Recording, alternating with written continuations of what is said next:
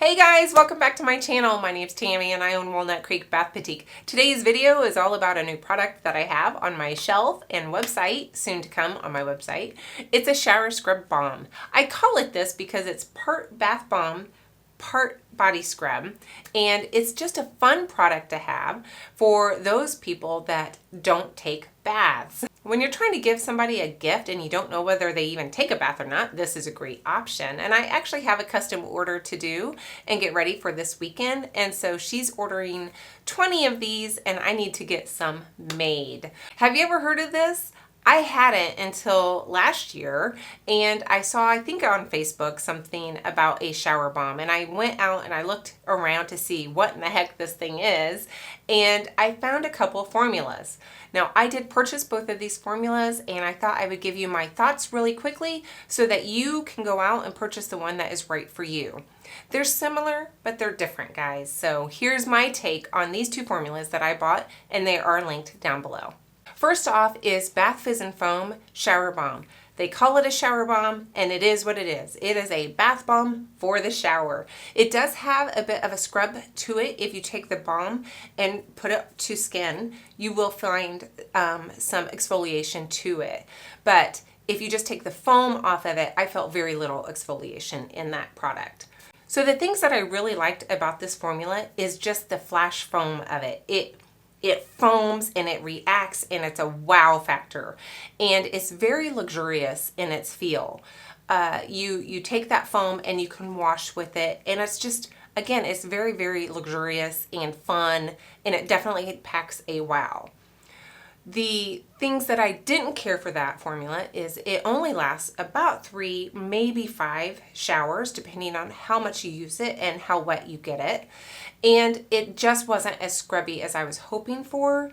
And lastly, it is more of a bath bomb for the shower, in meaning it is bath bomb. It's a bath bomb mixture. It presses like a bath bomb. It molds like a bath bomb. It mixes like a bath bomb, it reacts like a bath bomb, and your environment is important like a bath bomb.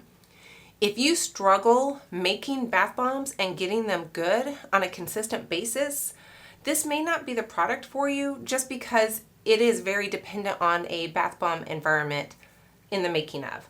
So let's talk about the other formula I purchased. The other formula was from the DIY Bath and Body Shop. They call theirs, and I always have to read it, a Bubble Scrub Body Bar. And it is also quite aptly named. It is a scrub bar. It's much more scrubby than the other formula, and that's one of the things I like about it. So what I like about that formula is it's a doughy consistency that you press into a mold. So there is really low chance of failure in this recipe, and it really does last a long time. I got at least 10 showers out of it just on my arms. That's all. Clearly that's going to be dependent on how much of your body you use it, how wet you get it, and how dry you keep it in between use. But I got about 10 showers out of it. Now, my husband really liked that formula because he really likes the scrubbiness of it. It is more aggressive than I would prefer, but he really, really likes it. And of course, that's all dependent on how much pressure you add to the bar as well. What I didn't like about it was the wow factor was missing. It didn't have that flash foam. It is definitely, to me, more of a scrub exfoliation product rather than a luxury bath bomb type of product. So guys, with these good points and bad points in both of these formulas, I decided I needed to tweak them. And I did come up with my own formula, kind of taking the two of these and what I felt I liked from both of them and tried to combine them into my own formula.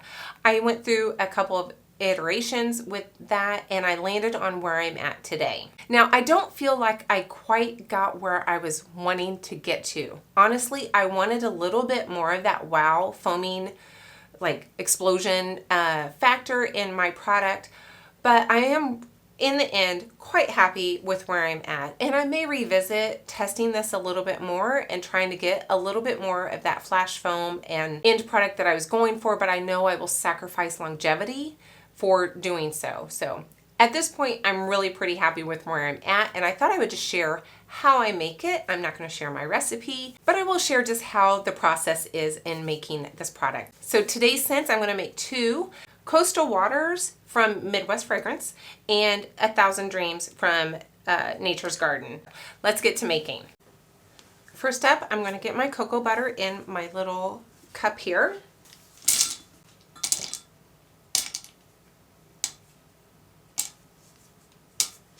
And then shea butter is next.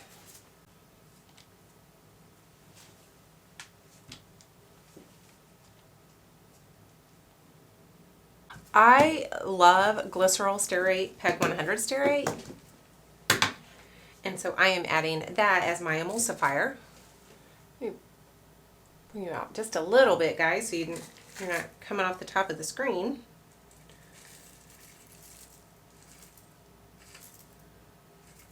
And last but not least, I'm doing my polysorbate 80. I'm going to get this melted, watching it closely as I then will get ready for all of my dry ingredients. Kale and clay.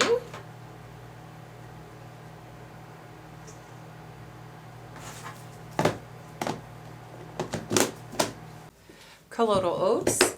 I love that the formula has colloidal oats in it.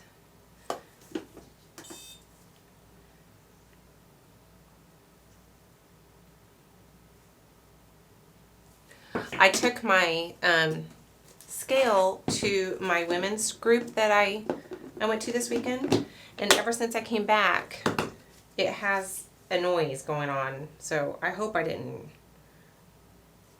destroy it in transportation.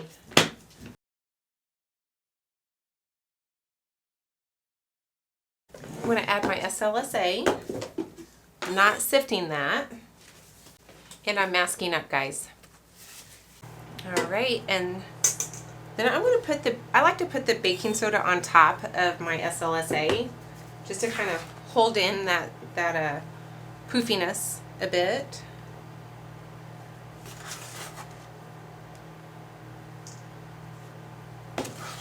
I may have to go fill my tub up before I go much further. Whoa!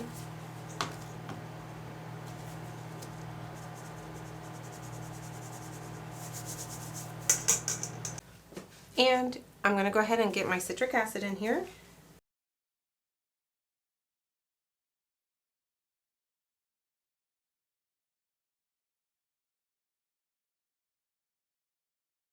Okay, and I do want to color this. And I'm not sure if adding dye to a fragrance oil works like it would adding it to water or rubbing alcohol, but we're going to give her a go. We're going to try it.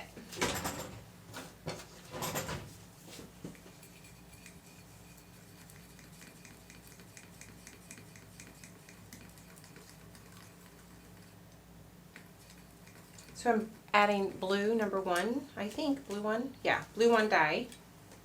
And I'm going to add this into my melted oils and butters. I don't think that's working so well, is it?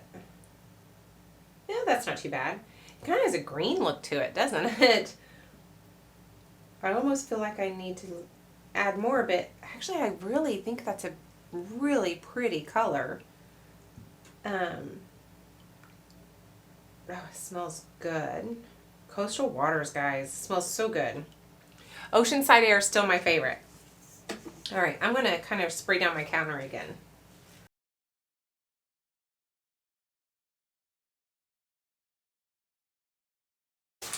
Okay, got that kind of cleaned back off. And I'm going to go check my notes real quick. Okay, so I'm just going to stir everything in.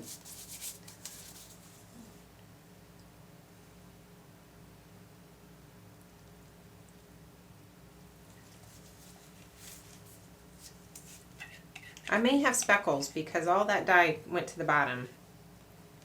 So I'll see if I can work some of those speckles out.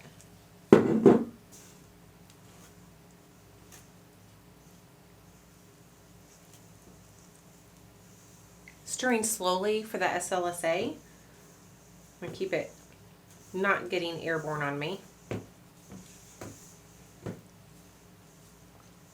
Look how dry it looks. We're okay.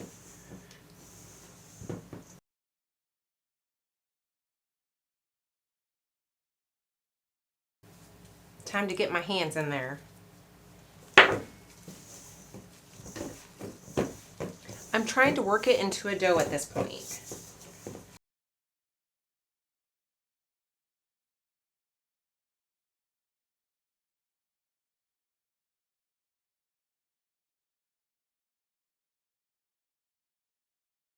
All right, I think that's pretty good. It's pretty uniform. I don't have any speckles. Don't have any white spots.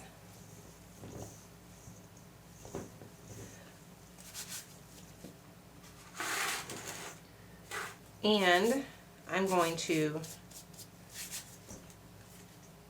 just start filling. This should fill all 12 perfectly, if my calculations are right. We'll see.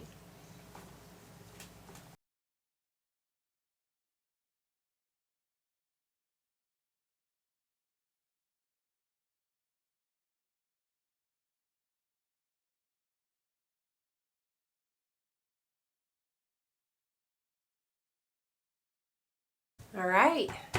So here's a little tip for you guys.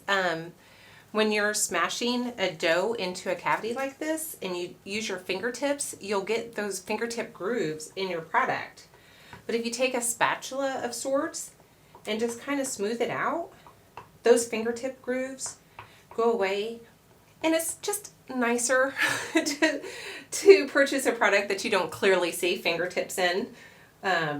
Even though I'm gloved up, maybe they don't know that. So yeah, this is what I've started doing to get rid of those fingertips. All right, I am going to completely repeat this process with this fragrance oil and then do my 1,000 Dreams fragrance oil. So I'm going to make 2 batches. I only have 12 molds, so I can only do 12 at a time, but I am going to make 24 of each scent. So I'll bring you back maybe tomorrow when it's time to package them all up, and I'll show you all of the packaging that I'll be doing for these. But right now they're going to go in the refrigerator so they can get good and hard. All right, guys, I am ready to finish packaging these up. I already fulfilled the order that was the custom order for these. So these are just for my website and my craft show table for the next few shows. And this is how I'm packaging them. This box has a window, and then all of the information is on the outside there. I don't know if you guys are aware of this, but clearbags.com will send you a free sample. It's so great to be able to order just one of something to see if it's going to work for your purposes or not. I ordered 2 different sizes of these boxes, and this is the size that worked for me. I will try to link this down below. This fits perfectly anything I will make in this guest square mold from Crafter's Choice, and that's mold 1609, just the square guest mold. And my shampoo bar, I'm now using the guest mold 1608, the oval guest size. My shampoo bars fit into here really nicely. Much more secure than the soap box I'm using currently, and it's over half the cost, or about half the cost of the box. So that is helpful too. So here is my label. I did design this in Canva. I can't tell if it's blurry or not. So, and then inside the box, I'm putting a care card that explains how to use it and how to store it. So let's just get a couple of these done.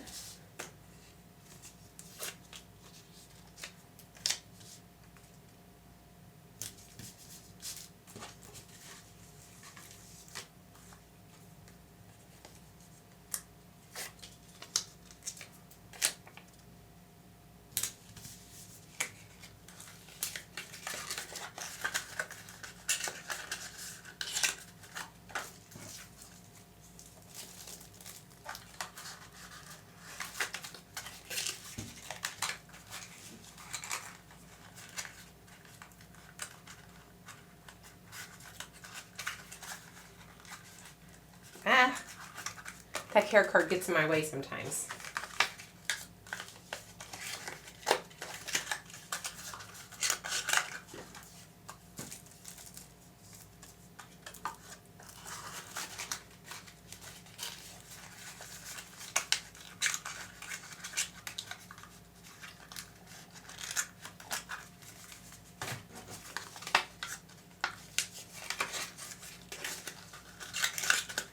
There's not a lot of real estate on the outside of the window, so that's why I have to use mostly the back. And I thought about coming up with a label that would incorporate something on the front, but that's pretty narrow, maybe less than ½ of an inch. So I'm not sure what I would do differently, but for now, I'm happy with that. All right, guys, I'm gonna get a bowl of water and we're going to do a demo. I don't do those very often, so that'll be fun for us, right? Oh, guys, my battery died in the middle of my demo, so I'm gonna start it over. That's why this looks murky. I am using my previous batch for this demo just because it was in my old packaging. So I used to put it just in this little plastic bag with this cardstock, and then a sticker information on the back, and I would staple it closed. That was my old packaging until I could figure out how I really wanted to package it, and so that's why I'm going to be using this one as a demo. So you don't want to like keep this in the water very long. It's not a bath bomb clearly, but you do want to get it kind of reacting, as opposed to maybe the Bath Fizz and Foam one. I would say you want very little water on that because it just explodes in foam and then it in turn dissipates really fast. So this one I am going to dunk it and get it good and wet, get my hands wet, and then work up a lather with that. So it doesn't have that like flash foam that the other formula has. It's a very, very silky feeling to it, and it's not scrubby. The foam doesn't have any scrub to it. So if that's not what you're wanting, then just take the foam off and wash with that.